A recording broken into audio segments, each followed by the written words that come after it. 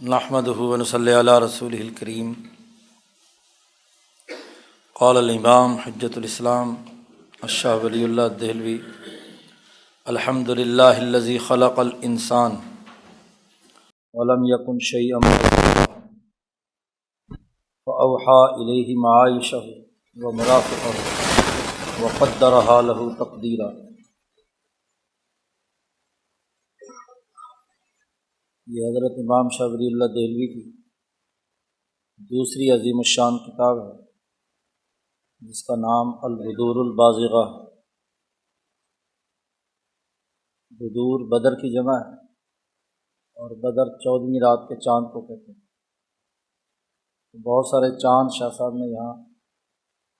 بیان کیے ہیں، چمکتے ہوئے چاند۔ شاہ صاحب جب حرمین شریفین تشریف لے گئے تھے، شاہ صاحب نے وہاں جو کچھ مکہ مکرمہ اور مدینہ منورہ میں اللہ کی طرف سے فیوزات حاصل کیے تھے، ان کو ایک کتاب میں جمع کیا ہے، جو مکہ مکرمہ میں آ کر دوسرے سال دوسرے حج کے موقع پر تحریر فرمائی تھی بیت اللہ الحرام میں بیٹھ کر۔ اسے فیوز الحرمین کہتے ہیں۔ اس میں وہ تمام باتیں جو حرمین شریفین کے اس سفر کے دوران شاہ صاحب پر اللہ کی طرف سے تفہیمات کی صورت میں نازل ہوئیں، فیوزات ربانیہ تھے، اور جو کچھ حضرت شاہ صاحب نے روضہ نبوی حضور اقدس صلی اللہ علیہ وسلم سے سوال و جواب کی صورت میں یا ویسے فیوزات کی صورت میں جو کچھ علم حاصل کیا تھا، اسے فیوز الحرمین میں شاہ صاحب نے مرتب کیا ہے، مشاہدات کے عنوان سے۔ مشاہدات و تحقیقات، جو تو آپ کو نبی اکرم صلی اللہ علیہ وسلم کی طرف سے یا اللہ کی طرف سے مشاہدہ ہوا ہے، اسے مشہد کے عنوان سے بیان کرتے ہیں،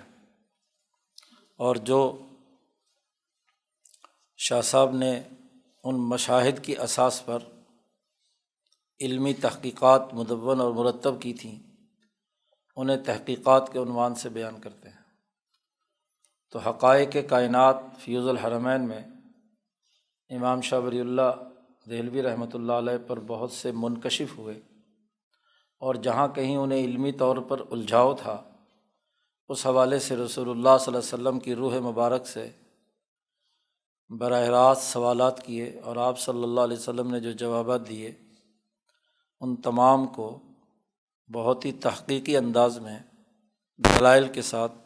شاہ صاحب نے فیوز الحرمین میں بیان کیا تھا۔ وہ تو 48 کے قریب مشہد ہیں اور تحقیقات ہیں۔ اس کتاب کا اختتام ہوا تھا قرآن حکیم کی اس آیت پر، فَلِلَّهِ الْحُجَّةُ الْبَالِغَةُ، کہ اللہ کی حجت کامل اور مکمل طور پر پوری ہو چکی ہے۔ قرآن حکیم کی یہ آیت ہے۔ چنانچہ شاہ صاحب جب وہاں سے تشریف لائے واپس یہاں دلی میں،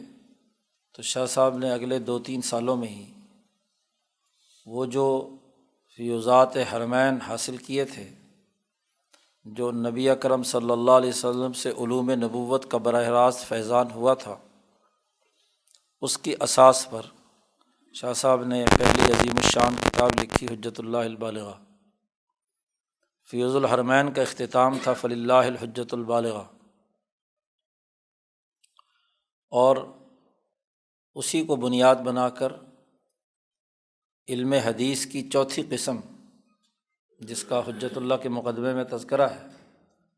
اور جو اسی بیت اللہ الحرام میں نبی اکرم صلی اللہ علیہ وسلم کی طرف سے حضرات حسن و حسین نے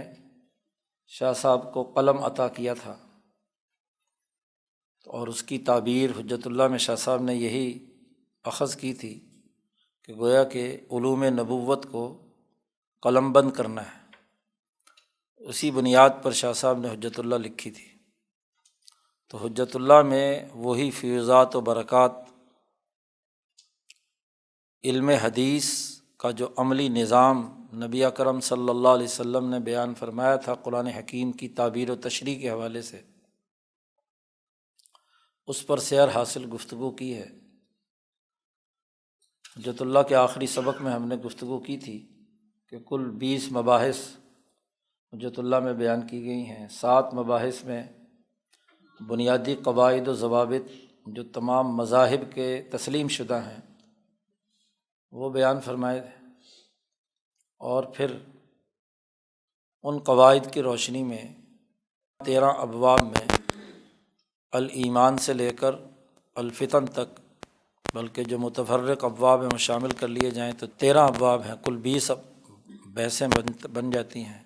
شاہ صاحب نے تفصیل کے ساتھ علوم نبوت کی علم حدیث کے تناظر میں گفتگو کی تھی ان قواعد کی روشنی میں۔ فیوض الحرمین میں شاہ صاحب پر یہ بات بھی منکشف ہوئی تھی کہ جیسے انبیاء علیہم السلام علوم نبوت انسانیت پہ منتقل کرتے ہیں،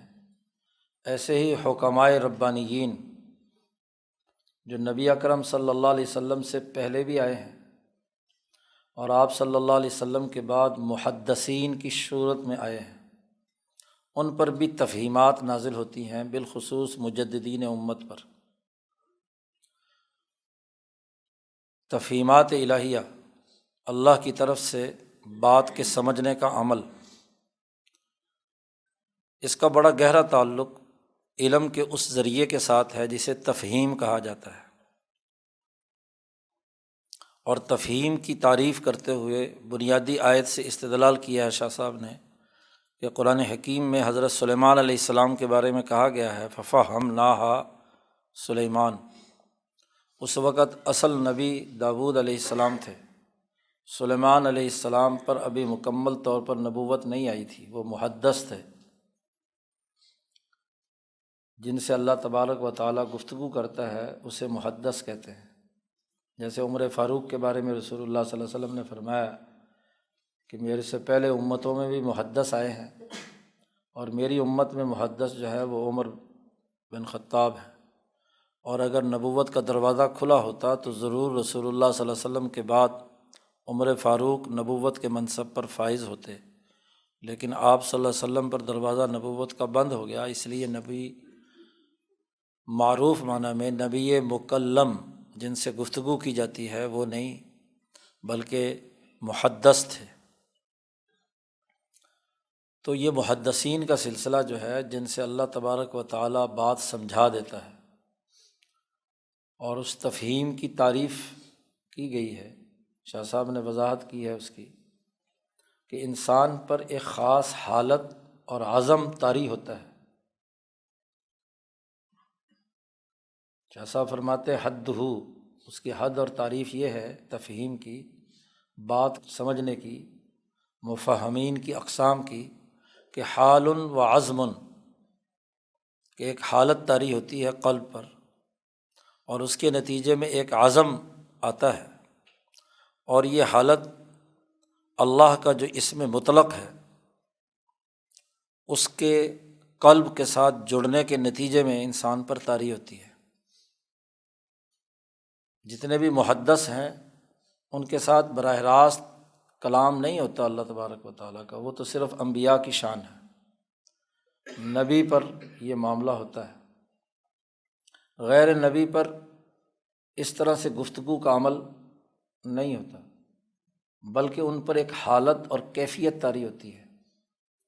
اور ایک عزم اور ارادہ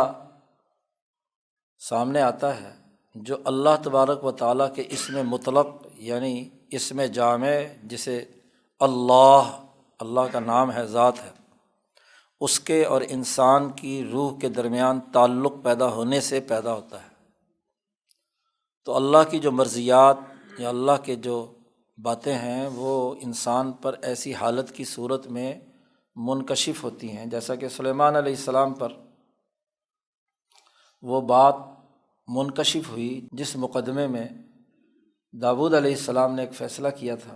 اور جیسا کہ بخاری کی روایت میں ہے کہ سلیمان علیہ السلام نے اسے سمجھ کر حکمت عملی کے طور پر اس کا حل پیش کیا، تو وہ زیادہ مناسب اور زیادہ اچھا اور عمدہ تھا، گویا کہ نبی کی بات کی تشریح کر دی۔ تو محدثین جو ہوتے ہیں وہ انبیاء کی بات کی تشریح کرتے ہیں، وہ خود سے کوئی مستقل بات، یہی فرق ہے ایک ولی میں، محدث میں، اور ایک نبی میں۔ آج کل کچھ بے وقوف اور احمق ہیں جو علم کے دعوے دار ہیں، وہ کہتے ہیں کہ جی یہ جو مرزا نے دعویٰ کیا تھا یہ تو مجدد صاحب نے بھی دعویٰ کیا ہے، شاہ ولی اللہ صاحب نے بھی کیا ہے، ابن عربی نے بھی کیا ہے، تو اس میں اور اس میں کیا فرق ہے؟ زمین آسمان کا فرق ہے۔ مرزا قادیانی جو بات کہہ رہا ہے اس کا علم نبوت سے کوئی تعلق نہیں ہے، وہ بالکل اس کے برخلاف ہے۔ اور یہ اولیاء اللہ جو بات کہہ رہے ہیں وہ علم نبوت کی تشریح ہے، تو تشریح علم نبوت جائز اور درست ہے، اور ہر دور میں مجددین کرتے رہے ہیں۔ اور نئی بات کہہ کر انبیاء کے مقابلے میں بات کرنا اور اس بات کے دعوے دار بننا کہ میں نبی ہوں، تو یہ جھوٹی بات ہے، اس کا اس کے ساتھ کوئی تعلق نہیں ہے۔ تو یہ تفہیمات جو شاہ صاحب پر آئی ہیں، ان تفہیمات کے دو دائرے تھے۔ فیض الحرمین میں شاہ صاحب بیان کرتے ہیں کہ ایک تو علوم نبوت کی بنیاد پر علم آتے ہیں جو انبیاء پر صرف نازل ہوتے ہیں، اور ایک حکمائے ربانی پر باتوں کی تفہیم آتی ہے، مفہمین۔ حجت اللہ میں آپ نے پڑھا تھا کہ مفہمین کی اقسام میں کامل، حکیم، خلیفہ، اسی طرح منذر، مزکی، ہادی۔ نبوت تو ایک منصب ہے، وہ 8ویں قسم شاہ صاحب نے مفہمین میں سے بیان کی ہے۔ باقی 7 اقسام کے لوگ جو ہیں وہ حکمائے ربانیین۔ نبی جب بنتا ہے تو اس نبی کی نبوت کے اندر ساری باتیں شامل ہوتی ہیں، بالخصوص حضرت محمد مصطفیٰ صلی اللہ علیہ وسلم۔ اور انبیاء جو آپ صلی اللہ علیہ وسلم سے پہلے ہیں، کسی میں 1 ہے، کسی میں 2 ہے، کسی میں 3 ہے، کسی میں 4 ہے، ان اوصاف میں سے 8 اوصاف میں سے 2، 3، 4، 5 موسیٰ علیہ السلام میں سب سے زیادہ ہے، اور اس کے بعد نبی اکرم صلی اللہ علیہ وسلم میں کامل طور پر۔ تو مفہمین کی ایک قسم کا تعلق حکمت کے ساتھ ہے، یہ حکمت ربانیہ یا حکمت الہیہ ہے۔ اس حکمت الہیہ کے تناظر میں بھی بات کو سمجھنا ہے، یعنی شریعت محمدی، نبی اکرم صلی اللہ علیہ وسلم جو نظام لائے ہیں اسے علم حدیث کے اصول پر سمجھنے کے لیے شاہ صاحب نے حجت اللہ البالغہ کتاب لکھی ہے کہ حدیث کا بنیادی پیٹرن کیا ہے، طریقہ کار کیا ہے، علم اسرار الدین کے تناظر میں، کہ دین کے بنیادی راز اور بنیادی حقیقتیں جو ہیں وہ منکشف ہوں، لوگوں کے سامنے عقلی طور پر بات سمجھائی جائے انبیاء کے علوم کی۔ اس کے لیے شاہ صاحب نے کتاب لکھی ہے حجت اللہ البالغہ۔ اور حکمت کے اصول پر کتاب لکھی ہے یہ البدور البازغہ، یعنی وہی امور جن کو علوم نبوت کے پیراڈائم میں حجت اللہ کے اندر بیان کیا ہے، انہی امور کو حکمت کے اصول پر، حکماء کے اصول پر یہاں اس کتاب میں بیان کیا ہے۔ جیسے حجت اللہ البالغہ کے مقدمے میں وہ لوگ جو علوم نبوت پر گفتگو کرنے والے ہیں، متکلمین ہیں یا دیگر فلاسفہ یا حکماء ہیں، شاہ صاحب نے ان کے بہت سے تصورات پر رد کیا ہے، اور وہاں کہا ہے کہ بھئی یہ کوئی ضروری نہیں ہے کہ جتنے بھی متکلمین اسلام اور جتنے بھی لوگوں نے گفتگو کی ہے مجھ سے پہلے وہ ضرور صحیح ہوں۔ وہاں شاہ صاحب نے کہا تھا بنیادی بات نبی اکرم صلی اللہ علیہ وسلم کی صحیح احادیث ہیں، صحابہ ہیں، تابعین ہیں، اور ان کے بعد کا معاملہ جو ہے وہ تو نحن رجال ہم رجال والامر بیننا سجال، کہ بھائی وہ بھی مرد تھے ہم بھی مرد ہیں، تو معاملہ برابر سرابر کا ہے۔ لہذا اس کے بعد کے زمانے میں، خیر القرون کے بعد کے زمانے میں ضروری نہیں ہے کہ جو کچھ کسی آدمی نے تحریر کیا ہے یا جس نے کوئی تشریح کی ہے تو ہم اس کے پابند ہوں، ان کے نقش قدم پر چلیں، یہ لازمی اور ضروری نہیں ہے۔ اس لیے جو کچھ تفہیم ہمیں ان علوم نبوت کی ہوئی ہے ہم اس کے مطابق گفتگو کریں گے، اور وہ احادیث کی ایسی جامع معنی تشریحات شاہ صاحب نے وہاں کی ہیں کہ ایک مکمل نظام کے طور پر دین اسلام سمجھ میں آ جاتا ہے۔ اب وہ ساری گفتگو کا جو مرکز اور محور ہے وہ علم حدیث نبوی ہے، اور اس کے افہام و تفہیم ہے حجت اللہ البالغہ میں۔ لیکن اس کتاب میں جتنی بھی گفتگو ہے اس گفتگو میں حکمت کے اصولوں کو سامنے رکھا ہے۔ حکماء نے کس انداز میں انسانی معاشروں کی تشکیل کے قوانین، ضابطے، طریقۂ کار یا غور و فکر کا عمل کیا ہے، حقائق کی تفتیش اور ان کی تفہیم کے لیے حکماء کا جو طریقۂ کار رہا ہے اس کا تجزیہ کیا ہے۔ اب جب حکماء پر گفتگو ہوگی تو جب ظاہر ہے شاہ صاحب نے متکلمین کی تقلید نہیں کی، علماء اسلام میں سے ہر عالم کی بات کی تقلید نہیں کی، تو یہ کیسے ممکن تھا کہ حکماء نے جو تصورات بنا رکھے ہیں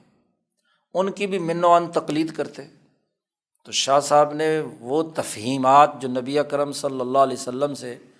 حکمت کے اصول پر شاہ صاحب کے سامنے آئی ہیں یا احادیث سے جو ماخوذ ہوتی ہیں، انہیں حکمت کے اسلوب پر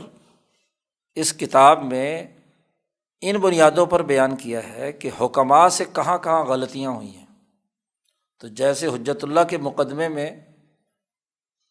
علماء اسلام اور متکلمین کی ہر بات مکمل طور پر تائید نہیں کی، جو غلط تھی اسے غلط کہا، جو صحیح تھی اسے صحیح کہا، اور وہاں اہل سنت والجماعت کا مطلب اور مفہوم بھی بیان کیا کہ سنی کون ہوتا ہے اس کے مقدمے میں۔ تو ہمیں تو اہل سنت کی اتباع کرنی ہے، لیکن سنی کی تشریح تو پہلے متعین کی جائے، تو اس کے مقدمے میں وہاں اس پر گفتگو کی تھی۔ ایسے ہی حکیم جو حکمت کے اصول پر چیزوں کو دریافت کرتا ہے اور اس کے مطابق گفتگو کرتا ہے، تو حکمت سے جو متعلق مسائل یا ان کی غلطیاں تھیں، خطائیں تھیں، اور وہ علماء اسلام میں بھی پائی جاتی تھیں،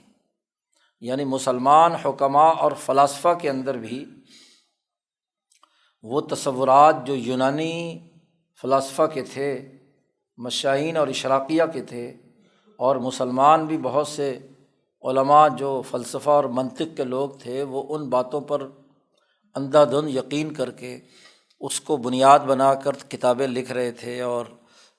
اپنی حکمت کے نام پر لوگوں کے دلوں میں علوم اپنے خیال کے مطابق منتقل کر رہے تھے۔ شاہ صاحب نے اس کی بھی چھان پھٹک کی ہے، اور اس کی 3 کیٹیگری کی ہے کہ کچھ مسائل وہ ہیں جو سرے سے غلط ہیں، کچھ مسائل وہ ہیں جن میں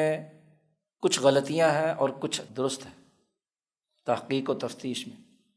اور تیسری قسم کے وہ مسائل ہیں کہ جو بالکل صحیح اور درست ہیں۔ تو شاہ صاحب کا کمال ہر چیز کی چھان پھٹک کر کے اس کی اصل قرار واقعی حیثیت کا تعین کرنا، یہ شاہ صاحب نے یہاں حکماء کے حوالے سے کیا ہے۔ اس لیے اس کتاب میں اصل گفتگو شروع کرنے سے پہلے ایک مقدمہ لکھا ہے، فاتحہ لکھا ہے، آغاز کیا ہے، اور اس آغاز میں حکماء کی غلطیوں اور کمزوریوں کی نشاندہی کی ہے۔ چونکہ شاہ صاحب کا انداز اور اسلوب یہ ہوتا ہے، حجت اللہ میں بھی آپ نے دیکھا کہ جب بھی کسی کے نظریے پر تنقید کرتے ہیں تو اس شخصیت کا نام نہیں لیتے۔ یہ انداز اور اسلوب جی شاہ صاحب کا رہا ہے، کیونکہ مسئلے کی بات اصل ہے، شخصیات کو زیر بحث لانا یہ انفرادی سوچ ہوتی ہے، اور عام طور پر لوگ جب تنقید کرتے ہیں تو شخصیت کو نام لے کر اس کا آپریشن کیا جاتا ہے، جس سے شخصی جھگڑا شروع ہو جاتا ہے۔ تو شاہ صاحب کا بنیادی مقصد تو حکمت کے مقدمات کو درست کرنا ہے، اس لیے شاہ صاحب یہاں نام نہیں لیتے، بلکہ اجمالی بات کہتے ہیں کہ لوگوں کا یہ غلط خیال ہے، لوگوں کا یہ وہم ہے، یہ لوگوں کا گمان ہے، اس کا حقیقت سے کوئی تعلق نہیں ہے، تو ان کی بات نقل کرتے ہیں اور پھر اس پر گفتگو کرتے ہیں۔ تو شاہ صاحب کی اس کتاب کا بڑا گہرا تعلق حکمت کے ساتھ ہے۔ حکمت کے جتنے بھی دائرے اور شعبے حکماء نے متعین کیے ہیں، شاہ صاحب نے اس کتاب میں ان تمام کو زیر بحث لا کر گفتگو کی ہے جی۔ اس لیے یہ بات سمجھنا بڑی ضروری ہے یہاں اس موقع پر کتاب شروع کرنے سے پہلے کہ خود حکمت کی تعریف کیا ہے، حکمت کسے کہتے ہیں، پھر اس کی جو بنیادی اقسام حکماء اور فلاسفہ کے ہاں طے شدہ ہیں وہ کیا ہیں، کیونکہ علم کی جو تقسیم ہے اور علم کی جو حقیقت ہے وہ تو نہیں بدلے گی نا، تو بنیادی حکمت کی وضاحت اور اس کی اقسام کا جاننا ضروری ہے۔ چونکہ شاہ صاحب نے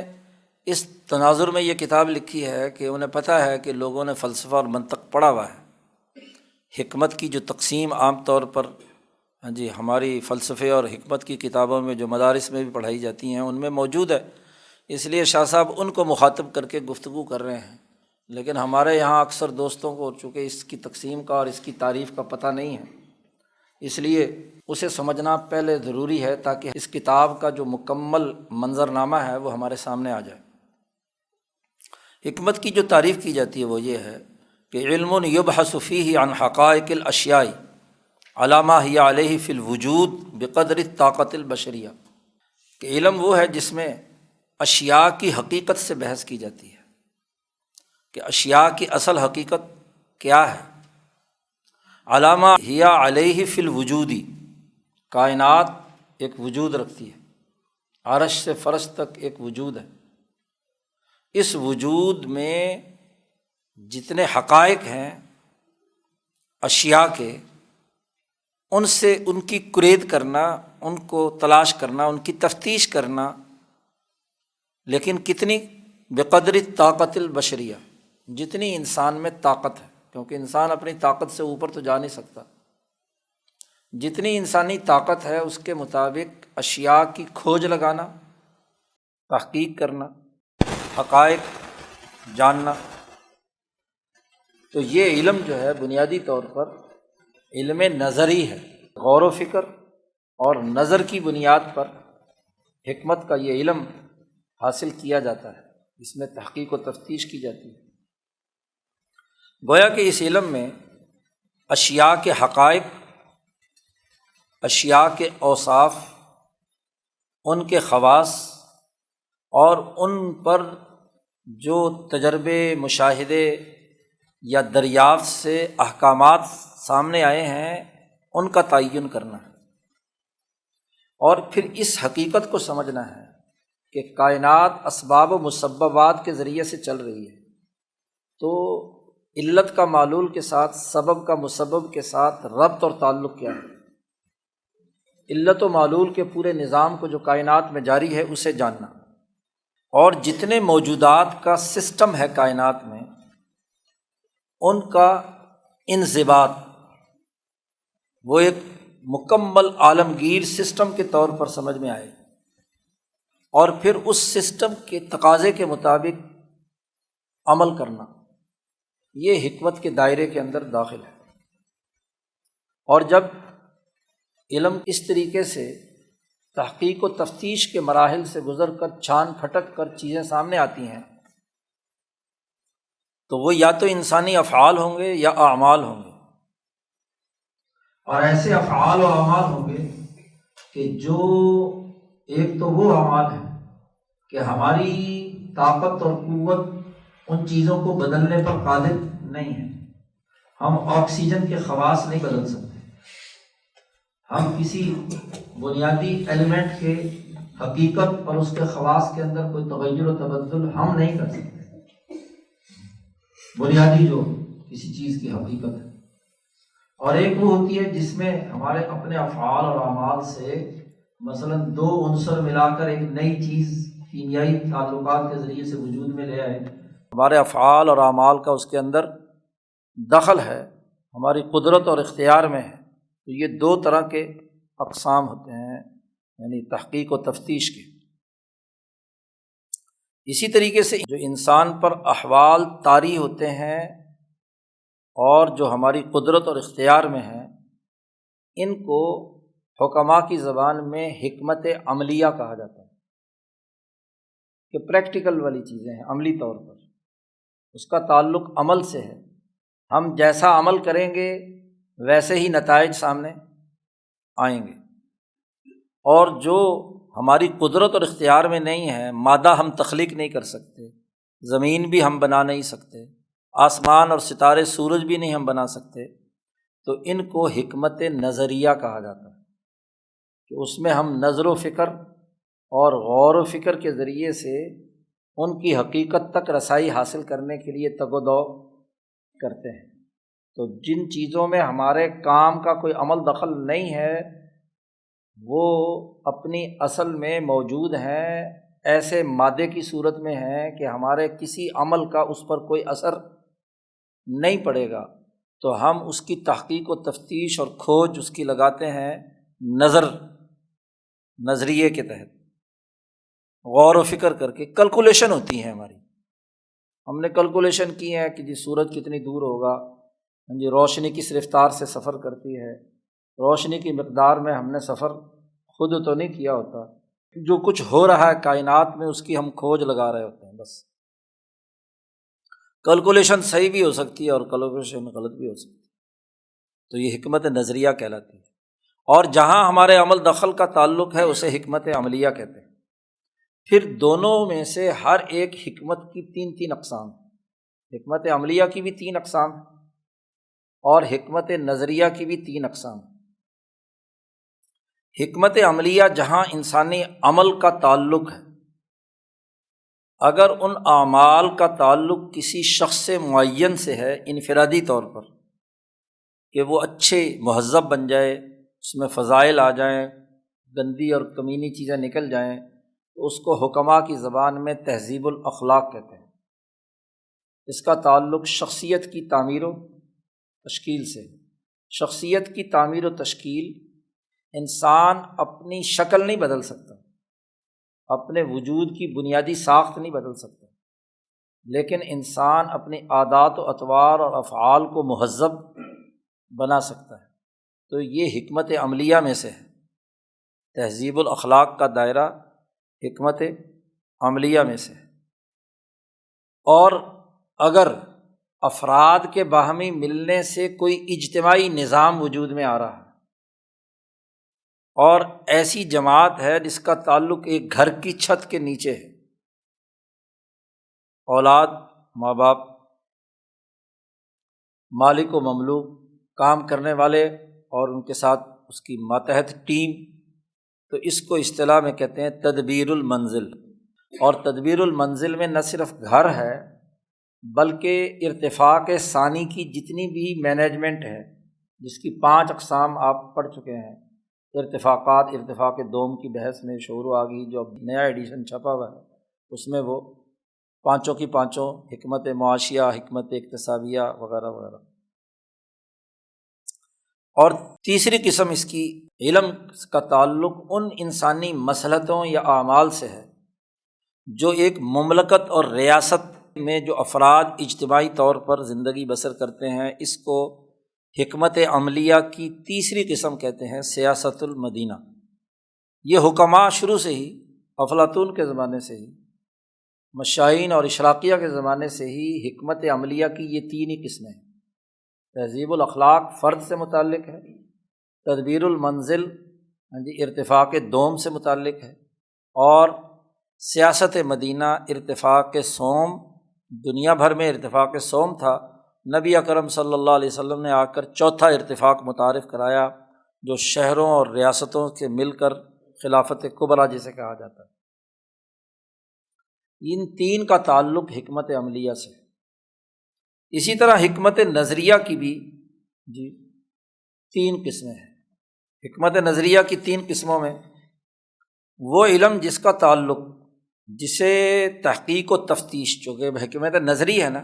اس میں ہم کسی چیز کو بدل نہیں سکتے، ہم غور و فکر کرتے ہیں۔ وجود خارجی میں جو چیز مادے کی محتاج ہے، اور مادہ جو ہے چونکہ بدلا نہیں جا سکتا، تو اس میں یعنی خارج میں موجود ہے، ٹھوس اپنا وجود رکھتی ہے ایک چیز، صرف عقلی نہیں ہے کہ آپ نے کوئی تصور میں کوئی چیز رکھی ہوئی ہے، اس سے بحث نہیں۔ بحث وہ ہے کہ خارج میں ایک چیز موجود ہے جی، تو جو چیز خارج میں موجود ہے اس پر جب ہم غور و فکر کرتے ہیں، مثلاً جیسے ایک گول چیز کرہ، گیند ہے، فٹ بال ہے، کوئی بھی گولائی میں یا کسی ڈائمینشن میں کوئی بھی چیز ہے، اس کو حکمت نظریہ میں حکمت ریاضیہ کہا جاتا ہے۔ ریاضی اسی کو کہتے ہیں، تعلیمی بھی کہتے ہیں، علم الاوسط بھی کہتے ہیں جی۔ ریاضی میں چیزوں پر بحث کی جاتی ہے کہ خارج میں جو چیز ہے اس کی پیمائش کتنی ہے، طول، عرض، عمق، اور اس کو آپ ملٹیپلائی کرتے ہیں، تو یہ ساری بحث جو ہے ریاضیات کی بحث ہے۔ حکمت نظریہ میں سے پہلی قسم جو ہے وہ کیا ہے؟ وجود خارجی رکھنے والی چیز پر جب انسان تحقیق و تفتیش کرتا ہے تو اس کی لمبائی، چوڑائی، گہرائی، اس کی رنگت وغیرہ وغیرہ اور اس کے جو پہلو ہیں اس پر ریاضیات میں بحث کی جاتی ہے۔ ایسے ہی وہ چیز جو خارج میں بھی وجود رکھتی ہے اور عقل میں بھی رکھتی ہے، تعقل میں بھی رکھتی ہے، اس کا تعلق عقلیات کے ساتھ بھی ہے اور خارج کے اندر بھی اپنا وجود رکھتا ہے۔ دونوں چیزوں سے دائرے سے متعلق ہے وہ مادہ، تو اس کا آپ تصور کر لیں، اور وہ چیز جاندار ہے اور اس کے اندر عقل ہے جی، جاندار جتنی بھی چیزیں ہیں، جیسے مثلاً انسان جاندار چیز ہے، اس کی ایک طبیعت بھی ہوگی، وہ خالی بے جان مادہ چیز نہیں ہے، تو اسے حکمت نظریہ کی دوسری قسم کہا جاتا ہے، جسے حکمت طبیعیہ، کہ اس کے اندر ایک خاص طبیعت پائی جاتی ہے۔ وہ طبیعت درخت کی بھی ہو سکتی ہے، نباتات میں سے، وہ جانور کی بھی ہو سکتی ہے، وہ انسان کی بھی ہو سکتی ہے۔ اس کے اندر ایک طبیعتی خواص پائے جاتے ہیں مادی جسم سے علاوہ، کیونکہ مادی جسم جو ہے یہ تو کیا ہے، مٹی میں فنا ہو کر ختم ہو جاتا ہے، لیکن وہ اپنا ایک ارادہ رکھتا ہے، اس کی ایک طبیعت ہے، اس میں ایک عزم ہے، اس پر ایک حالت طاری ہوتی ہے، تو اس علم کو کہا جاتا ہے حکمت طبیعی۔ اور ایک حکمت کی وہ قسم ہے جس کا تعلق الہیات سے ہے، ماورائے مادہ جی، ماورائے مادہ، جس میں یہ بحث کی جاتی ہے کہ اس کائنات کا خالق کون ہے، ذات باری تعالیٰ، اسے حکمت الہیہ کہا جاتا ہے۔ الہیات سے متعلق بحثیں، کائنات بنی کیسے، بنائی کس نے، خالق مخلوق کا رشتہ کیا ہے، تو وہ غیر مادی چیز ہے، وہ ہمارے سامنے نہ خارج میں ہے اور نہ ہی ہم کوئی مادی خواص کے طور پر اس کی تحقیق و تفتیش کر سکتے ہیں، وہ ماورائے مادہ ہے۔ تو ماورائے مادہ پر جو کچھ گفتگو کی جاتی ہے اس کو حکمت الہیہ کہا جاتا ہے۔ اب شاہ ولی اللہ صاحب نے جب یہ کتاب لکھی ہے تو اس کتاب میں ان 6 کی 6 اقسام پر بحث کی ہے، حکمت الہیہ پر بھی، کہ خالق و مخلوق کا رشتہ کیا ہے، ذات باری تعالیٰ کی معرفت اور اس تک رسائی، ماورائے مادہ چیزیں جو ہیں ان کے بارے میں جو تصورات حکماء نے قائم کیے ہوئے تھے، وہ اشراقیین ہوں یا مشائین ہوں، افلاطونی نقطہ نظر ہو یا سقراط کا نقطہ نظر ہو، دونوں کے تصورات میں جو بھی کچھ الہیات پر بحث کی گئی ہے، شاہ صاحب نے اس کو بھی یہاں زیر بحث لا کر اس کا بھی تحلیل و تجزیہ کیا ہے کہ ان سے کہاں غلطی ہوئی ہے، کہاں ٹھوکر کھائی ہے، اور کہاں ان سے کوئی ایک آدھ بات درست بھی آئی ہے سامنے۔ اور یہ ساری بحث جو ہے، چونکہ سارے جھگڑے جو ہیں وہ اسی ماورائے مادہ کی ابحاث میں ہے، جو اس کے علاوہ کی چیزیں ہیں، مثلاً ریاضی میں کیا جھگڑا ہوگا، طبیعت انسانی میں کیا جھگڑا ہو سکتا ہے، یا حکمت عملیہ میں تہذیب الاخلاق، اسی طریقے سے کیا ہے تدبیر المنزل اور سیاست المدینہ میں منہج کا اختلاف ہو سکتا ہے۔ تو شاہ صاحب نے اس کتاب کے اندر 3 مقالات لکھ کر انسان سے متعلق، چونکہ بحث مرکزی محور جو ہے وہ انسان ہے، تو تو انسان سے متعلق تہذیب الاخلاق پر بھی گفتگو کی کہ اخلاقیات کی بنیادیں کیا ہیں، انسان کی بنیادی اخلاقیات حکماء نے کیا دریافت کی ہیں، اور نبی اکرم صلی اللہ علیہ وسلم یا علوم نبوت نے آ کر اس کو کیسے نکھارا ہے۔ تو شاہ صاحب یہاں نہ تو کسی حدیث کا حوالہ دیتے ہیں عام طور پر الا ماشاء اللہ، اور نہ ہی کسی آیت قرآنی کا حوالہ دیتے ہیں۔ حجت اللہ میں تو جگہ جگہ آیات اور احادیث کے حوالے دیتے ہیں، یہاں حکمت کے اصول پر اخلاقیات کا تجزیہ کیا ہے، تہذیب الاخلاق کا بھی۔ ایسے ہی ارتفاقات کی بحث البدور البازغہ میں حکمت کے اصول پر ارتفاق اول سے لے کر ارتفاق رابع تک گفتگو کی ہے، یعنی تہذیب الاخلاق بھی، تدبیر المنزل بھی، اور سیاست مدینہ بھی، مملکت کے نظم و نسق کے اور بین الاقوامی نظام تک کے۔ اسی طریقے سے حکمت الہیہ کی بحث میں تقرب بارگاہ الہی کیسے حاصل کیا جائے گا، تو اس کی ابحاث اسے بھی حکمت کے اصول پر یہاں سمجھایا ہے۔ پھر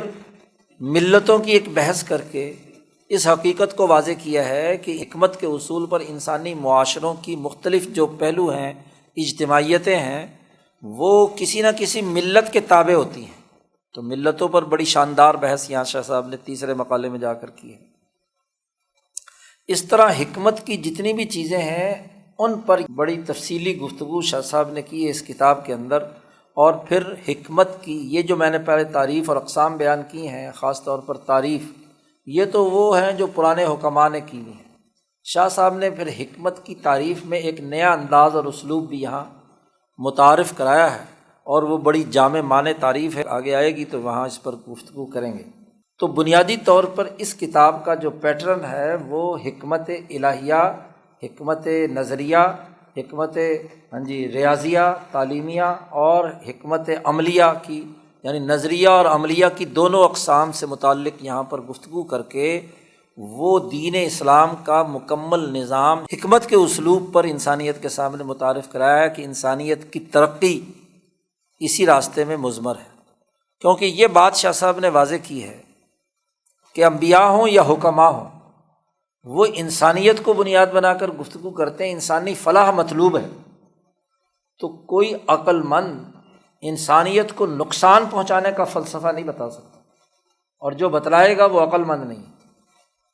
تو حکماء نے کوشش کی ہے، لیکن ہر کوشش 100% درست نہیں ہو سکتی، غلطیاں ہوئی ہیں۔ تو جہاں غلطیاں ہوئی ہیں ان کی نشاندہی کی ہے، اور اس کو عقلی طور پر واضح کیا ہے کہ یہ کمزوری ہے، اور اس کو اگر ہم علوم نبوت سے استفادہ کر لیں تو یہ حکمت کو 4 چاند لگ جائیں گے۔ تو گویا کہ حکمت الہیہ یا حکمت ربانیہ جو انبیاء علیہم السلام سے ہی انسانوں پر منتقل ہوتی ہیں، اس کو معیار بنا کر شاہ صاحب نے یہاں ساری گفتگو کی ہے۔ اب کتاب کا آغاز کرتے ہیں۔ یہ بنیادی گفتگو سے خاکہ اس کتاب کا ہمارے سامنے آ گیا ہے۔ تو شاہ صاحب نے سب سے پہلے دیباچہ لکھا ہے،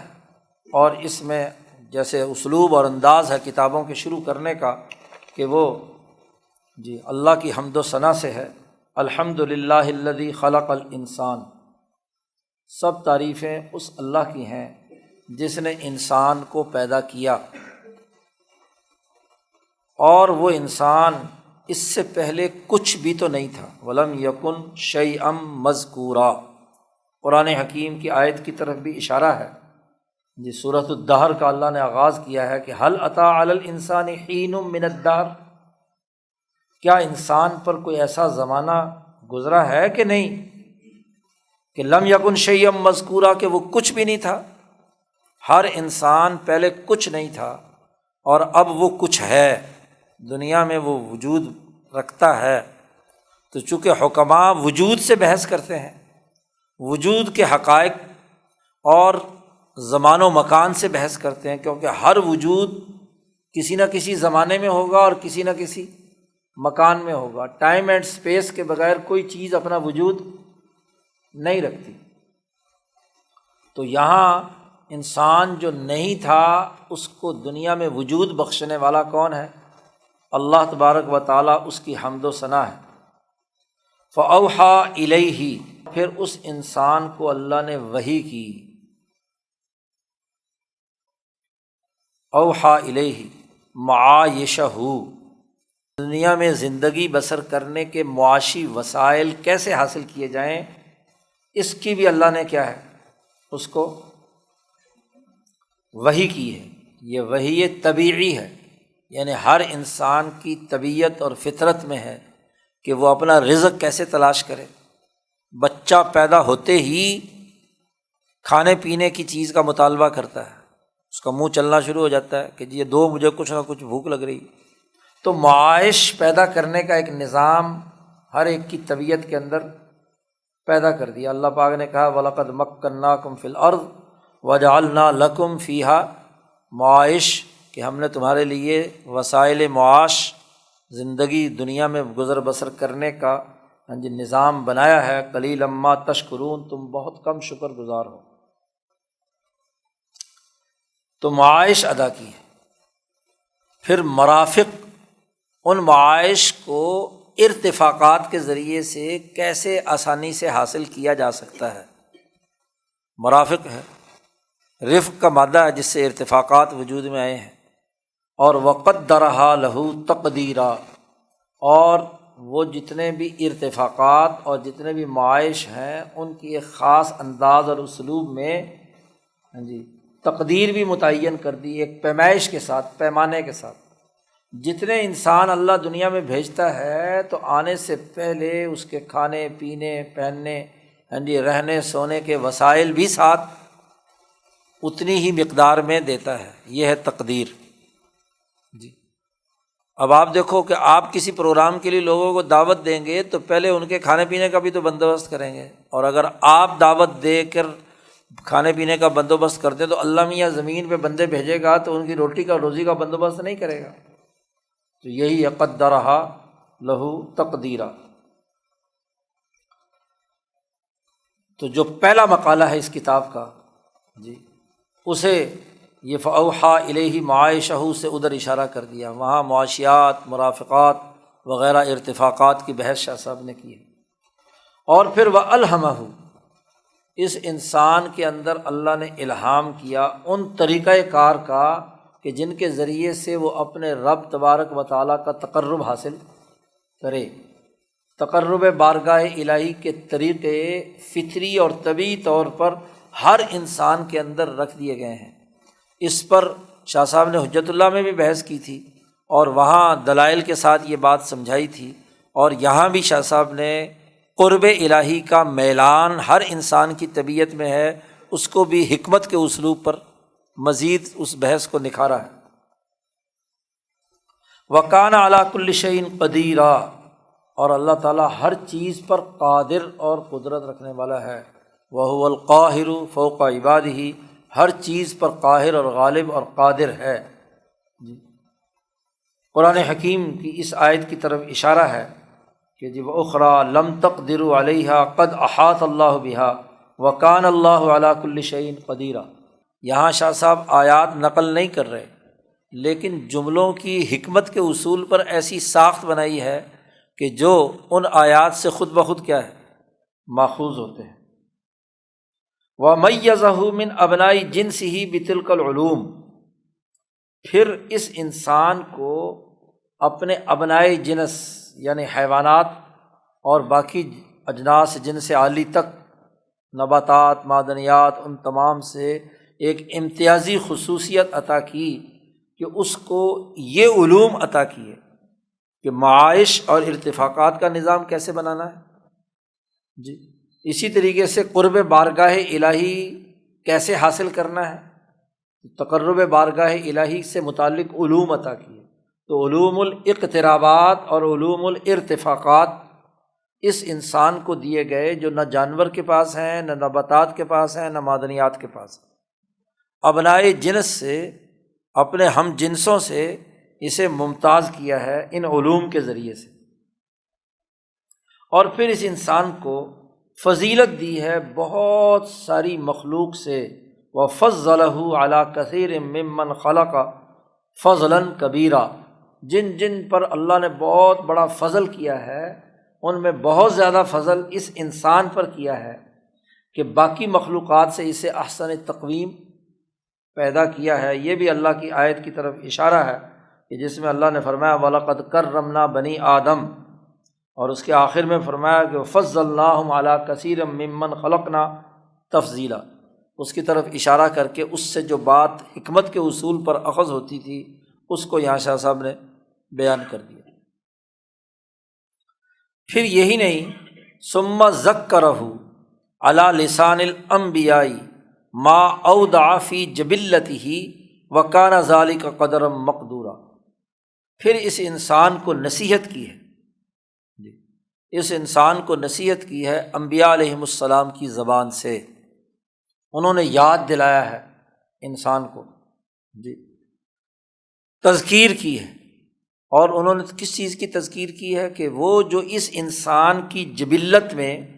جو چیز رکھی گئی ہے، ان کی فطرت میں جو چیز موجود ہے، حکمت کے اصول پر انسان کی طبیعتی ساخت جو ہے، ان میں جو چیز رکھی گئی تھی اس کو یاد کروایا ہے انبیاء کی زبان سے۔ وَكَانَ ذَلِكَ قَدْرًا مَقْدُورًا، اس کی بھی ایک خاص انداز سے اللہ کے احکامات انبیاء پر آئے ہیں۔ وَكَانَ أَمْرُ اللَّهِ قَدْرًا مَقْدُورًا، اسی جملے سے شاہ صاحب نے یہ بات اخذ کر کے حکمت کے اصول پر یہاں لکھ دی۔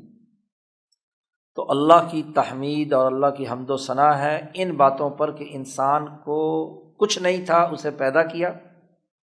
اس کو معائش اور ارتفاقات دیے، اس کو تقرب بارگاہ الہی کے طریقے دیے، اسے باقی مخلوقات سے ممتاز کیا ان علوم کی بنیاد پر، اور اسے باقی مخلوقات پر فضیلت دی، اور پھر انبیاء کے ذریعے سے ان کی جبلت کو نکھارا، ابھارا کہ وہ ان تمام چیزوں پر عمل کرے۔ اس پر اے اللہ تیری تعریف۔ تو حمد و ثنا کا انداز اور اسلوب بھی حکیمانہ ہے۔ وَأَشْهَدُ أَن لَّا إِلَٰهَ إِلَّا اللَّهُ وَحْدَهُ لَا شَرِيكَ لَهُ، میں گواہی دیتا ہوں کہ اللہ کے علاوہ کوئی خدا نہیں ہے اور وہ اکیلا ہے، اس کا کوئی شریک نہیں ہے۔ وَأَشْهَدُ أَنَّ مُحَمَّدًا عَبْدُهُ وَرَسُولُهُ، میں گواہی دیتا ہوں کہ محمد صلی اللہ علیہ وسلم اللہ کے بندے اور ان کے رسول ہیں۔ أَرْسَلَهُ بَشِيرًا وَنَذِيرًا، اللہ نے انہیں بشیر و نذیر بنا کر بھیجا ہے۔ صلی اللہ علیہ وعلیٰ آلہ واصحابہ، اللہ تعالیٰ ان پر درود و سلام بھیجے، ان کی آل پر، ان کے صحابہ پر،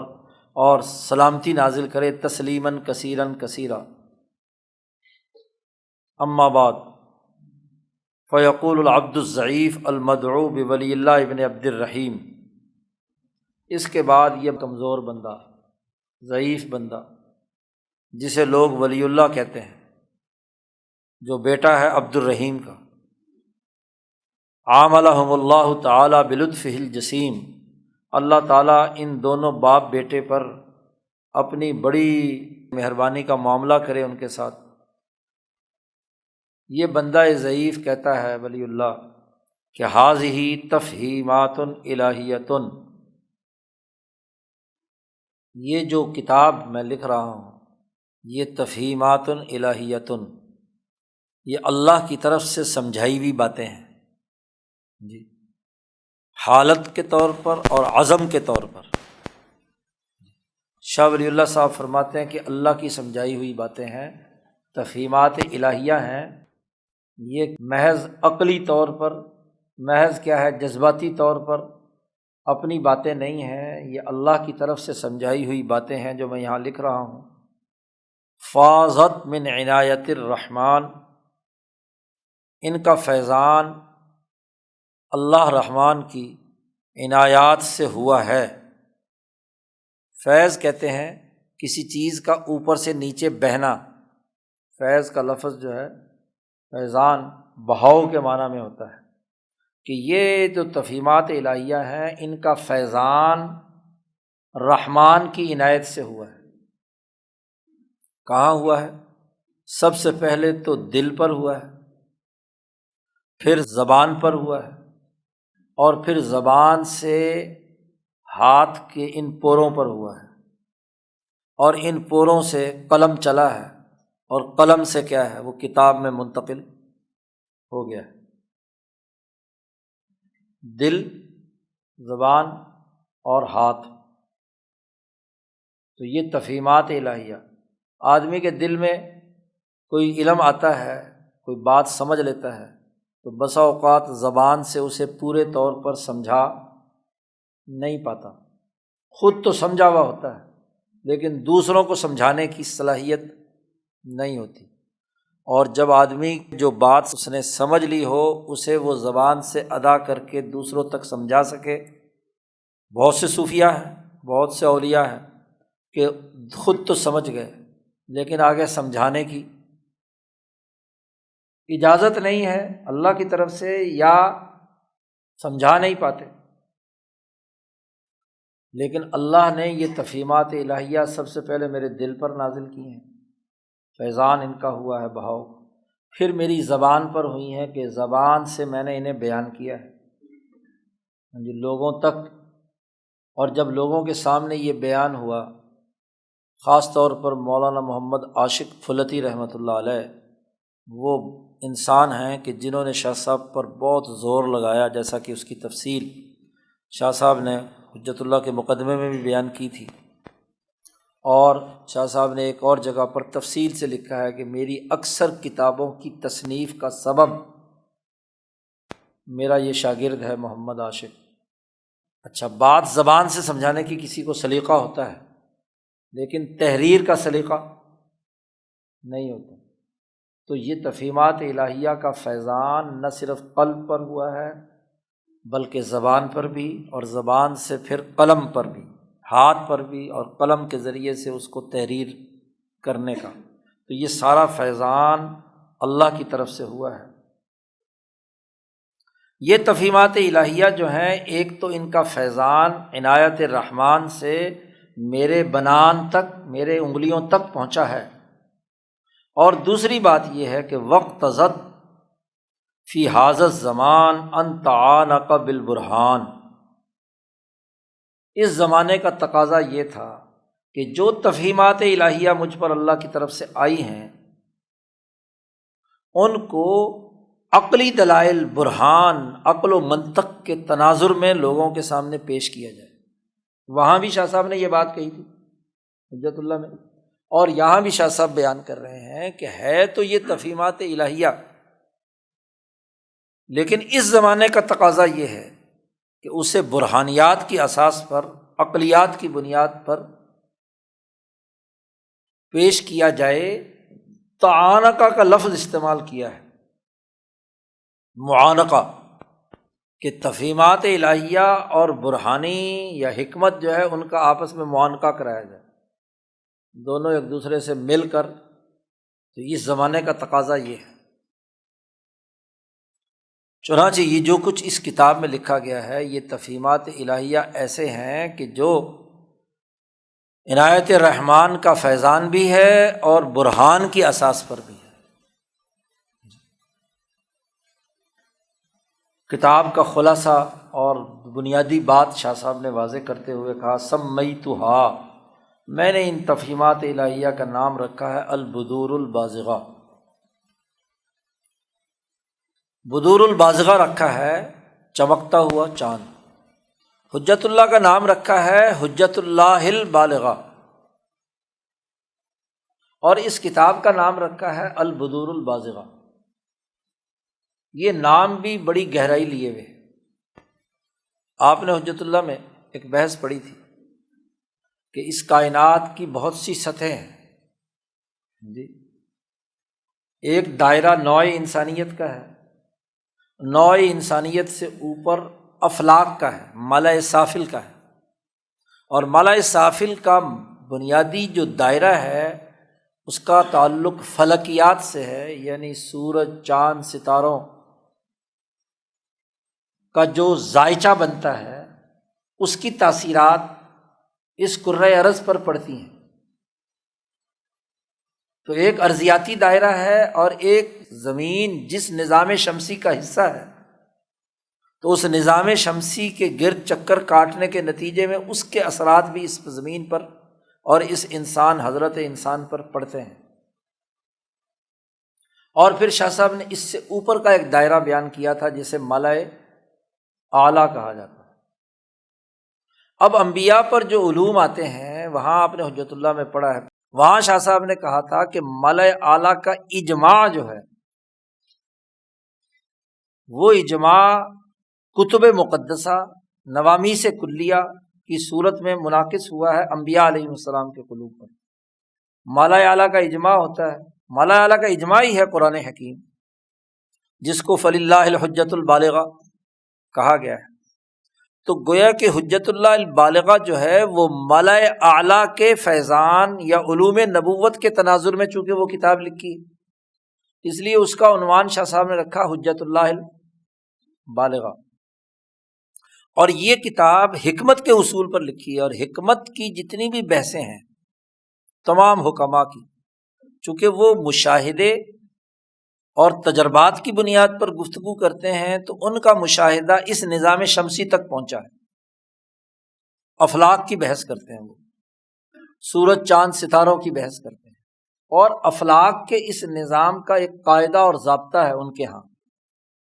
علم نجوم کا ایک قاعدہ اور ضابطہ ہے کہ جتنے ملائے سافل یا نظام شمسی میں جتنے تغیرات اور تبدلات ہوتے ہیں،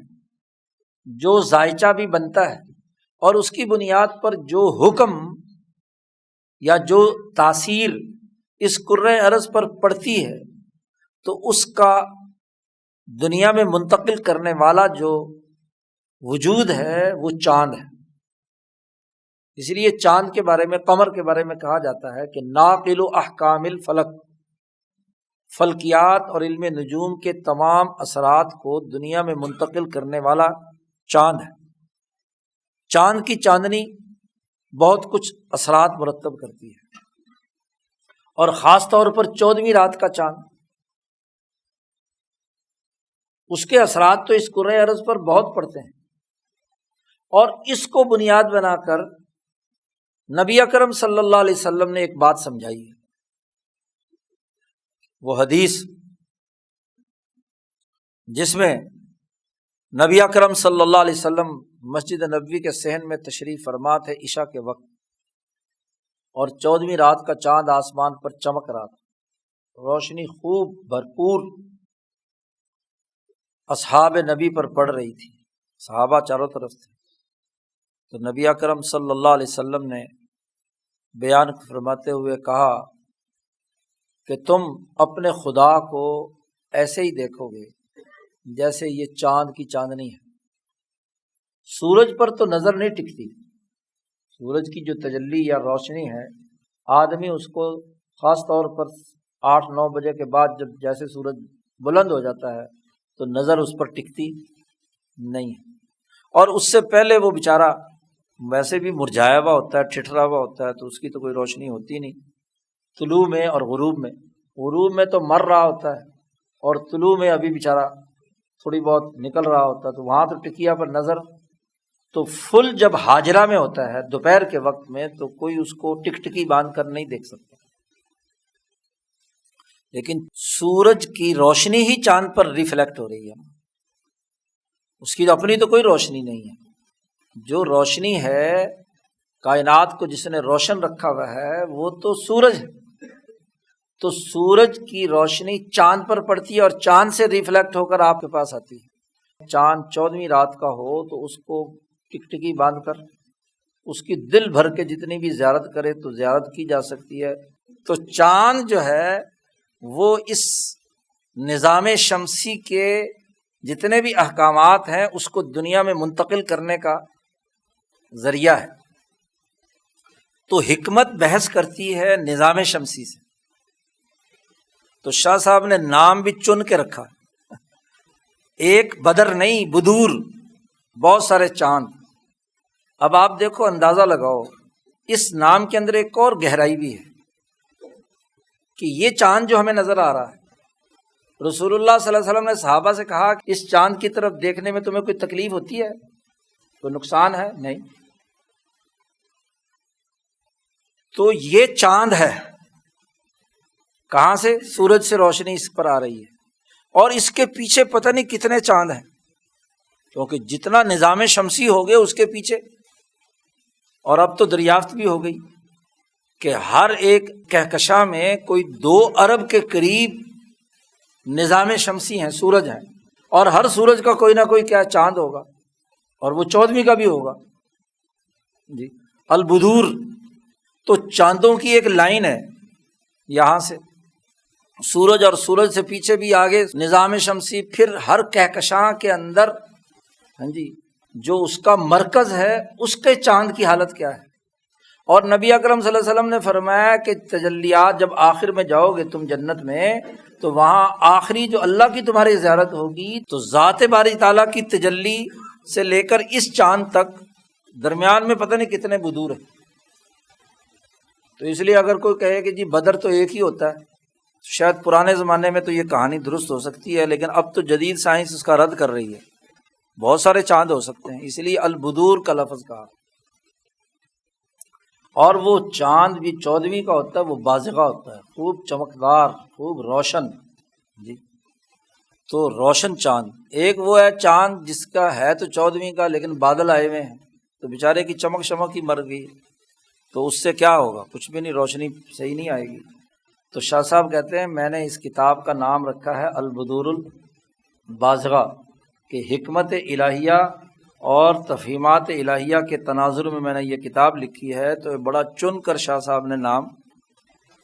رکھا ہے البدور البازغہ۔ ورتبتها، میں نے اسے مرتب کیا ہے علی فاتحۃ، اس کے شروع میں ایک فاتحہ لکھا ہے کہ حکماء نے کیسی کیسے غلط باتیں بیان کی ہیں جن کا کوئی عقل سے تعلق نہیں ہے، کوئی برہان سے تعلق نہیں ہے،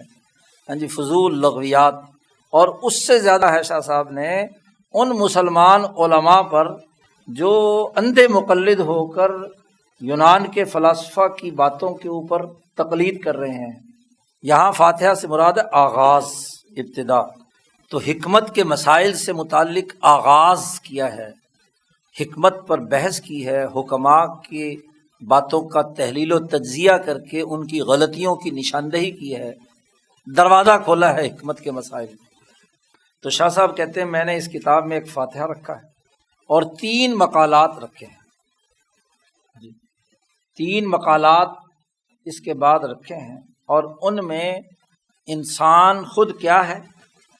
اس کے بنیادی احکامات کیا ہیں، اور خاص طور پر وہ انسان اکبر یا امام الانسان جس سے بنی نوع انسانیت جو ہے مختلف مراحل سے گزری ہے، اور ان میں اخلاقیات آتے ہیں، ان میں ارتفاقات آتے ہیں، ان میں سسٹم چلانے کی صلاحیت پیدا ہوتی ہے، وغیرہ وغیرہ۔ تو شاہ صاحب نے یہاں ہاں جی کوئی 22 فصلوں میں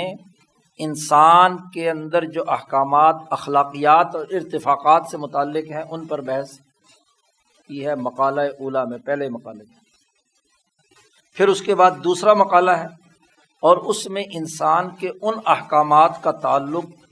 کہ حق تبارک و تعالیٰ سے اقترابات کیسے حاصل کیے جائیں، یعنی پہلے مقالے میں علم الارتفاقات اور اخلاق ہے، یعنی تہذیب الاخلاق، تدبیر المنزل اور سیاست المدینہ، اور دوسرے مقالے میں علم الاقترابات ہے کہ اللہ کا قرب کیسے حاصل ہوتا ہے اور اس سے بعد اور دوری کیسے ہوتی ہے، تو باطل کے پیچھے کیسے آدمی چل پڑتا ہے، تو اس کی حقیقت، نیکی اور بدی کی شر، 32 فصلیں ہیں اس میں شاہ صاحب نے، اور پوری تفصیل کے ساتھ تحلیل و تجزیہ کیا ہے حکمت کے اصول پر۔ پھر تیسرا مقالہ ہے جو ملتوں سے بحث کرتا ہے، اور یہ بحث کرنا اس لیے ضروری ہے کہ انسان چونکہ اجتماعیت پسند ہے اور علم الارتفاقات اور اقترابات کی بنیاد پر ایک قانونی نظام کے تحت اپنی سیاسی، معاشی، سماجی، اخلاقی اور روحانی زندگی بسر کرتا ہے،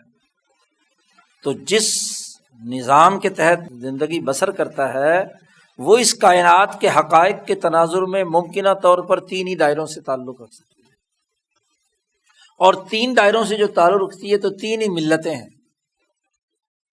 ارضیاتی طبیعتی خصوصیات کی بنیاد پر، یا اس کے بعد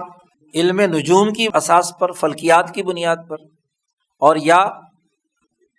ملت حنیفیہ ابراہیمیہ جو ملأ اعلیٰ کی اساس پر ہے، تو ملتوں کی بحث کر کے بڑی لاجواب اور جامع بحث ملتوں کے بارے میں شاہ صاحب نے کی ہے، ملت کی تعریف، اس کی حقیقت، اس کے اثرات، اس کے اقسام، اور پھر ملت قصویٰ اور اس کے دنیا میں ظہور کے مختلف پہلو،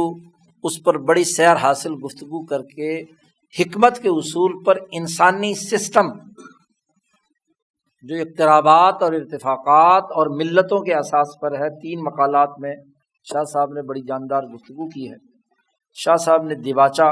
مکمل کرتے ہوئے کہا ہے کہ بھئی یہ کتاب 3 مقالوں اور ایک فاتحہ پر ہے، تو سألت اللہ عز وجل، شاہ صاحب کہتے ہیں میں اللہ سے سوال کرتا ہوں جو بہت بلند اور برتر ہے کہ اس کتاب سے اللہ اپنے بندوں کو نفع پہنچائے، ان ینفع بہا عبادہ، اور اب کتاب شروع کرتا ہوں اس لیے حسبی اللہ و نعم الوکیل، میرے لیے اللہ ہی کافی ہے اور اللہ ہی کارساز ہے، ولا حول ولا قوت الا باللہ العلی العظیم، میرے اندر کوئی طاقت اور قوت نہیں ہے سوائے اللہ العلی العظیم کے۔ یہ دیباچہ لکھا ہے، اور دیباچہ لکھ کر پھر شاہ صاحب نے اس کے بعد فاتحہ لکھا ہے، فاتحۃ فی مسائل من الحکمہ، حکمت کے مسائل پر فاتحہ لکھا ہے۔ حکمت کو بنیادی طور پر شاہ صاحب نے یہاں موضوع بحث لائے ہیں، فاتحۃ فی مسائل من الحکمہ۔ اس کا آغاز شاہ صاحب نے اس حقیقت سے کیا ہے کہ احمل بیان الجمہور من اہل البرہان مما یتعلق بغرضنا فی ھذا الکتاب، ہم حکمت ربانی، حکمت الہی یا تفہیمات الہیہ کی بنیاد پر ہم یہاں جو گفتگو کرنے چلے ہیں، اس میں سے جمہور فلاسفہ، حکماء، علماء، متکلمین کی صورتحال یہ ہے کہ اس کتاب سے جو ہماری غرض بیان کرنا ہے ایک سسٹم انسانیت کے لیے، اس سسٹم سے متعلق جو ہم 3 مقالات بیان کریں گے، اور یہی ہمارا اس کتاب کے لکھنے کا مقصد ہے۔ اس مقصد کو جمہور اہل برہان، عقل مندوں نے محمل چھوڑا ہے، بیکار چھوڑا ہے، اس پر کوئی گفتگو کی ہی نہیں۔ یعنی انسانیت کے سسٹم کے تناظر میں گفتگو جمہور انسانوں نے نہیں کی، اللہ ماشاء اللہ کوئی ایک آدھ آدمی ہو جس نے کوئی گفتگو مجھ سے پہلے اس انداز میں کی ہو۔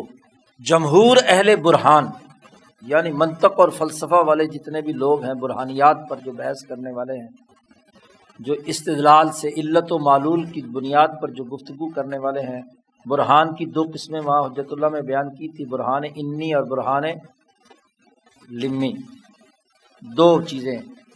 اگر معلول سے علت کی طرف جائیں تو برہان انی کہتے ہیں، اور اگر علت سے معلول کی طرف آئیں، مثالیں دی تھی 2، برہان لمی کہتے ہیں۔ اور جو اس برہان والا ہوتا ہے اس کو حکیم کہتے ہیں اصطلاح میں۔ تو یہ جو حکماء ہیں، اہل برہان ہیں، ان تمام کا جو جمہور ہے، انہوں نے وہ بات یا وہ بحث پیش نظر نہیں رکھی جو ہم اس کتاب سے سمجھانا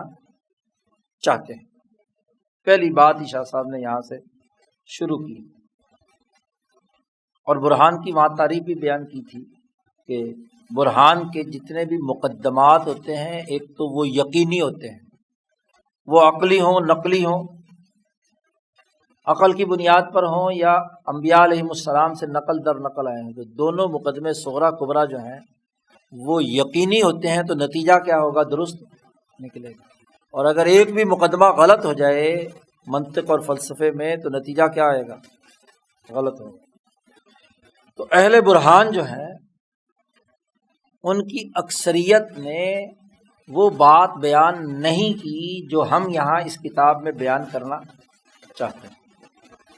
اس کے بعد شاہ صاحب نے کہا ہے کہ الذین امعنوا، وہ جمہور اہل برہان، الذین امعنوا فی تفتیش الحقائق، جنہوں نے بڑا گہرا غور و فکر کیا ہے حقائق کی تفتیش میں۔ حکمت کی تعریف میں ہمارے سامنے آ چکی ہے بات کہ اس کی بحث کا بنیادی مقصد ہوتا ہے حقائق کی تحقیق و تفتیش کرنا کہ اصل حقیقت کیا ہے۔ اور اس میں چیزوں کی ماہیت اور اس کی ذات اور اس کی ساخت، اس کے خواص، اس کی تمام چیزوں سے۔ تو حقائق کی تفتیش میں جن لوگوں نے سر کھپایا ہے، امعنو، بہت ہی گہرائی میں جا کر جنہوں نے گفتگو کی ہے، شاہ صاحب کہتے ہیں جو ہمارے سے پہلے گزرے ہیں، انہوں نے وہ بات جو ہم اس کتاب سے بیان کرنا چاہتے ہیں ان کے پیش نظر نہیں۔ پھر دوسری بات یہ ہے کہ وہ لوگ جو ہیں لا یجب ان یکونوا مصیبین فی کل ما جزموا بہ، یہ بات لازمی اور ضروری نہیں ہے کہ جو انہوں نے اپنی تحقیقات کے نتیجے میں قطعیت کے ساتھ جو بنیادی تصورات دیے ہیں، لازمی اور ضروری نہیں کہ وہ درست بھی ہوں۔ ولا ان یکونوا بالغین اقصی غایت التفشیش فی کل مسئلۃ، اور نہ ہی یہ بات ہے کہ انہوں نے ہر مسئلے میں انتہا درجے کی تحقیق و تفتیش بھی کی ہو، ان کو رسائی حاصل ہوئی ہو، وہ پہنچے ہوں انتہا درجے کی تحقیق و تفتیش، یا تفتیش میں خامی ہے، اور اگر تفتیش کر کے انہوں نے قطعی بات کوئی کسی حکیم نے، منطقی نے، فلسفی نے، اہل برہان نے بیان کی ہے، تو یہ کوئی لازمی نہیں ہے کہ ان کے نتائج فکر جو ہیں وہ بالکل درست ہوں، غلط بھی ہو سکتے ہیں۔ بل الواقع، بلکہ شاہ صاحب کہتے ہیں واقع بات یہ ہے کہ خطأہم فی بعض مسائل میں تو ان سے سراسر غلطی ہوئی ہے، بنیادیں ہی غلط اٹھائی ہیں انہوں نے،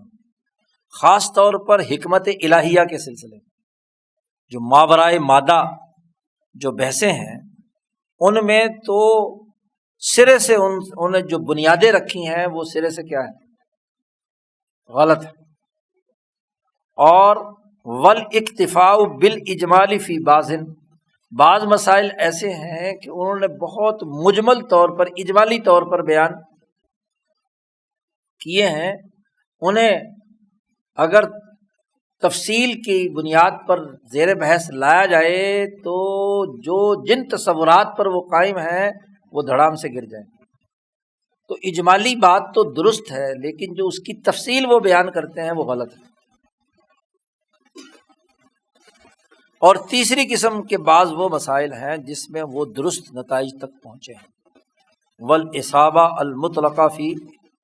بعض، تو گویا کہ شاہ صاحب کہتے ہیں کہ جو جمہور حکماء، فلاسفہ اور اہل برہان جنہوں نے جن مسائل پر گفتگو کی اس کی تین درجے ہیں، ایک تو مکمل طور پر غلط ہے، ایک وہ ہیں جس میں اجمالی بات ان کی صحیح ہے لیکن اس کی تفصیلات غلط ہیں، اور تیسری وہ بات ہے کہ جو مطلق طور پر صحیح باتوں تک ان کی رسائی ہوئی ہے، مکمل طور پر وہ غلط نہیں ہے، لیکن جب مرکز کے ساتھ جوڑیں گے جو پہلی غلطی ہوئی ہے اس کے ساتھ جوڑتے ہیں تو نتائج غلط نکلتے ہیں، اور اگر پہلی بنیاد ٹھیک ہو جائے تو پھر کیا ہے، ان اصابت مطلقہ یعنی یہ صحیح باتیں جو ہے صحیح نتائج تک بات جا سکتی۔ تو جو حکماء کی بحثیں ہیں ان کی تین کیٹیگری ہیں، تو شاہ صاحب نے اس فاتحہ کے اندر تین فصلیں رکھی ہیں، اور ان تین فصلوں میں سے ہر ایک فصل میں، پہلی فصل میں ان کی غلطیاں بیان کی جو مکمل طور پر غلط ہیں، دوسری فصل میں جو انہوں نے اجمالی بات کی تھی اور تفصیلات میں جو غلطیاں کی تھیں اس کی نشاندہی کی، اور تیسری فصل میں جو باتیں مکمل طور پر درست تھیں لیکن جب مرکز کے ساتھ جوڑتے ہیں، جو پہلے بنیاد غلط بنا چکے ہیں اس کے ساتھ جوڑتے ہیں تو وہاں کچھ غلطیاں وہاں بھی کرتے ہیں۔ تو اس فاتحہ جو مسائل الحکمہ پہ ہے، اس میں شاہ صاحب نے تین فصلیں رکھ کر بالکل بات کو کیا ہے واضح کر دیا ہے کہ یہ ان سے خرابیاں ہیں، اور اس کے بعد الفصل الاول سے شاہ صاحب کی بات شروع ہو جاتی ہے، اور یہاں سے جو باتیں ہیں وہ بڑی مشکل ہیں۔ پہلے تو یہ سمجھنا کہ ان حکماء نے حکمت الہیہ میں بنیادی موقف کیا اختیار کیا ہے، اور پھر شاہ صاحب نے اس کا آپریشن کیسے کیا اور اس کو عقلی طور پر غلط کیسے ثابت کیا ہے، تو اس کے لیے 10 من عقل چاہیے، کیونکہ علم ایک من ہے۔ تو فارسی کی ضرب المثل ہے کہ یک من علم را دا من عقل باید، ایک من علم کے لیے 10 من عقل چاہیے، تو پھر وہ علم سمجھ میں آتا ہے۔ اللہم صلی اللہ